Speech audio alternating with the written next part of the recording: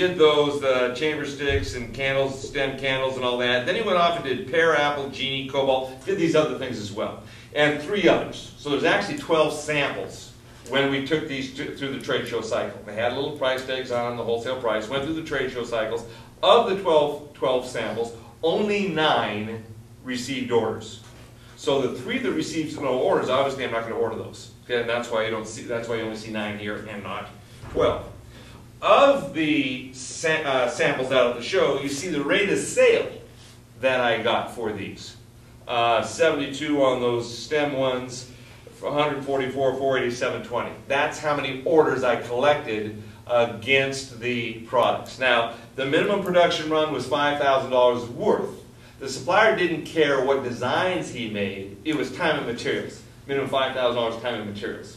When I got to 5,000, I was ready to place the orders, but more orders came in, so I ended up at 6,500. Should I have just shot off the $5,000 order and then wait with the next 1,400 to get up to 5,000, do a second one? Probably, technically, but it was getting towards the end of the trade show cycle, which meant that it was probably going to, would I ever get the next one? So I threw it all in together. I just did a $6,500 order.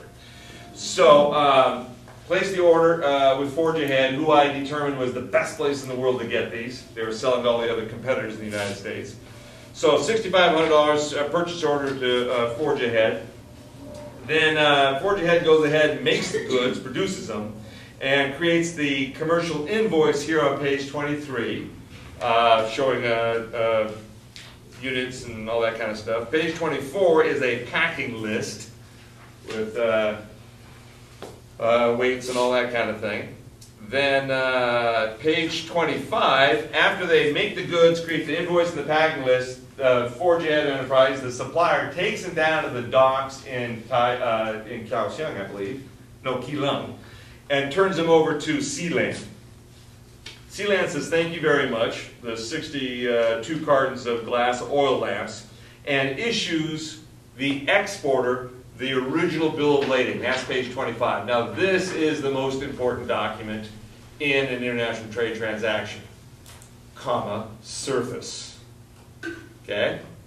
Because it is a title document. He who owns the bill of lading owns the shipment. Excuse me. He who owns the ocean bill of lading owns the shipment. An airway bill is not a title document. Okay? Now a little history there. The development of the ocean bill of lading as the title document goes back to the Phoenicians, thousands and thousands of years ago. The airway bill showed up when the airplane showed up in 1910 or whatever, 1920, 1930. Well, the problem with the airplanes, if somebody shipped something with the airplane, they wanted it real fast. With the banking system being involved in title documents and all the legal niceties, it would hold up an express shipment at the airport. So they decided the only way around this is to say an airway bill is not a title document. Therefore, whoever shows up at the airport and says, that's mine, can have it. Okay, there's a slight test. All right, what's the airway bill number? Okay, if you don't know the airway bill number, people are going to start asking questions. But there's no title documents in an air shipment. So it's a lot easier to steal at the airports. That's why the biggest thefts in the history of the United States on the docks have all been out the airports, because that's where it's hard to track with them, because they don't.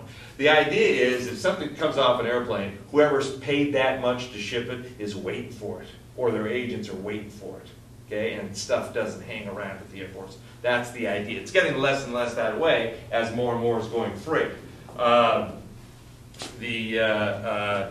Japanese do an awful lot of shipping from Japan to Anchorage, taking it off their ships at Anchorage and then shipping from Anchorage to Frankfurt. Because when you put all those things together, the 3 days on the sea and the savings for those 3 days on the sea and then air freighting the rest of the distance makes it worthwhile for enough to be shipping off 747 loads every day.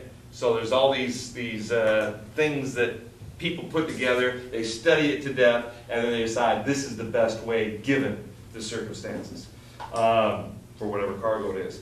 So the thing to notice here is Forge Ahead Enterprise up in the upper left to order the shipper That means that's the consignee complete name and address. That right there means that the shipper, 4J Enterprise, owns the shipment until I pay for it. Now they know I'm not going to pay for it until it's on the docks in Seattle. Now this is where you really got to understand a whole bunch of things at once. Well, there's more problems here. It's not going to Seattle, it's going to Oakland. Set that aside for a second. That's why I like this, all sorts of problems with this shipping. Not problems, just complications. I want to buy something from the Taiwanese. We're going to get into payments for a second. I want to buy something from the Taiwanese. They want to sell it to me. I say, this is what I want to buy. Ship it to me when I get it, and it's what I ordered. I'll pay you. The Taiwanese say, well, that's good for you. But if we ship it to you and you cannot or will not pay, then we have no recourse. We in Taiwan have no recourse. There's nothing we can do. There's no court we can go to. There's no way we can complain to. We have no recourse. So the Taiwanese say to me, send us the $6,000 first, the $6,500 first. When we get you $6,500, we know we got your money, we'll ship it to you. I said, whoa, whoa, whoa, whoa. If I send you the $6,500, you cannot pay or will not pay, then I'm out, right? Okay. So that was the standoff in international trade, since there's no recourse. Well, the bank stepped in and solved the problem. It's what they call the letter of credit. Right? So what the letter of credit does is I place an order with a supplier overseas, and I say, here's the $6,500. I just gave it to my bank in Seattle. The bank in Seattle takes the $6,500. Seattle bank contacts the exporter's bank and says, we've got the $6,500. So the exporter's bank tells the exporter that the $6,500 has been paid, but not until the exporter actually ships. And this is the proof here on page 25 that they ship. So knowing that I've made my payment, the exporter can hire the labor, buy the material, and produce the goods, take them down to the docks, and turn them over to the steamship line in return for the original bill of lading. Now, the exporter has title of the goods that are sitting on that ship in Keelung. All right? The ship takes off and is heading for Seattle. Now, the exporter takes this with all the original of this, with all the other documents, down to his bank and says, I shipped, pay me. The exporter's bank says, this is where misunderstandings come in. People don't quite understand what's going on. The exporter's bank says, thank you very much, but does not pay. Not yet. What the exporter's bank does is says, thank you very much, checks to make sure everything looks right, then airmails it to Seattle, where Seattle takes it out and looks at it too. And Seattle says, is anything wrong here? Yep, there's a problem. John Watt Spires Company, CEO, period. The letter of credit says company spelled out. This letter of credit's no good. Okay, it's not valid anymore. So the goods that are heading my way now, because of that error, I can refuse them.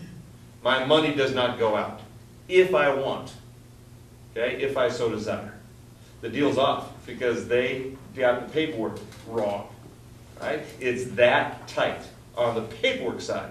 What the banks provide is an irrevocable documentary letter of credit. The only thing the banks guarantee is the paperwork is in order. Is it possible that the paperwork is at variance with what's in the boxes? Of course. They can put newspapers in those boxes, create perfect documents, send them through the system. My bank says it's perfect, releases the money to the supplier overseas. The goods that are on the box on the ships coming across the Pacific, they could be newspapers. There's nothing I can do about it. I'm burned. Okay? So it is actually, these are sold, letters of credit are sold as security when they are not security in international trade. Okay? What's the security? Relationship. That's the only security you have. That you're working with somebody who's reliable, you're working with the best. And then the other thing is again, I think I said this last week, in 30 years of this business, I've never seen anybody burned in this business. I mentioned the dinner place last week. Examples like that, but the suppliers make good. Flat out burn, no. First off, it's too small. Second off, remember all the work we got to get to this point? They're going to do all this work just to burn me?